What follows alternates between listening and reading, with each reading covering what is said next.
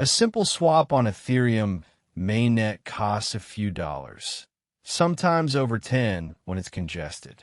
But the exact same operation on Arbitrum costs just a few cents. How does it pull that off? And why does it consistently hold over 30% of all Layer 2 TVL? In the next 5 minutes, we'll break down Arbitrum's core logic and its 2026 roadmap. Arbitrum is the largest Layer 2 on Ethereum's optimistic rollup track. Behind it is Off-Chain Labs, founded by a Princeton research team. The project kicked off in 2018. Arbitrum 1 mainnet went live in 2021, and in 2023, they launched the ARB token and handed governance over to the DAO. Arbitrum isn't building a new chain from scratch. It serves as Ethereum's high-performance execution layer. L1 handles security and settlement. L2 handles the heavy lifting. 3 keywords. First, off-chain execution. Transactions are batched and processed inside Arbitrum's Nitro engine, without consuming L1 compute. Second, data availability. Compressed transaction data is posted back to Ethereum's called data or blobs, so anyone can replay and verify. Third, optimistic assumption plus fraud proofs. Batches are assumed valid by default, but for 7 days, anyone can submit a fraud proof. L1 arbitrates. If fraud is detected, the batch is rolled back. The trade-off is that withdrawing to L1 takes about 7 days, though third-party liquidity bridges now enable instant exits.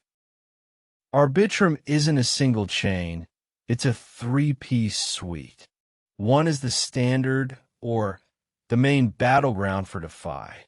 Nova uses AnyTrust, where a data availability committee handles DA, pushing gaming and social fees even lower.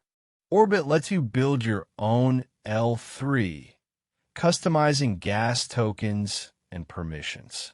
Performance snapshot from 2025, 1.1 million plus active wallets, over $11 billion in TVL, roughly 30% L2 market share, and nearly 4 million ETH saved in mainnet fees for the ecosystem. The biggest card post, 2024, is Stylus, a WSM virtual machine alongside the EVM, letting you write contracts in Rust, C, and C++, fully interoperable with Solidity. Crypto operations run 10 to 100 times faster, ideal for on-chain risk control, oracles, and AI agents. On the security side, Bold allows anyone, no whitelist needed, to submit fraud proofs, resisting delay attacks, and pushing towards Stage 2 decentralization. In 2026, ArbOS 61 Alera expands Stylus contract size to 96 kilobytes, introduces dynamic base fee adjustment, and integrates the AI identity standard ERC 8004. On the ecosystem front, flagship DeFi protocols like Uniswap, Aave v3, GMX Perps, and Pinel are all live on Arbitrum. Stablecoin supply fluctuated between $3 billion and $6 billion in 2025. Third-party 2026 tracking shows DeFi TVL around $13 billion, total value secured over $20 billion, cumulative transactions exceeding 2.1 billion, and project count surpassing 1,000.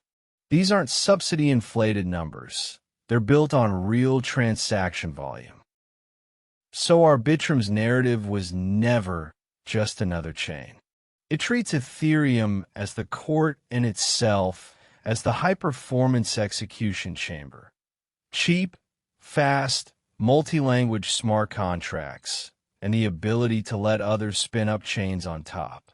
The Layer 2 war in 2026 is all about this completeness, relying on Ethereum while exceeding its experience.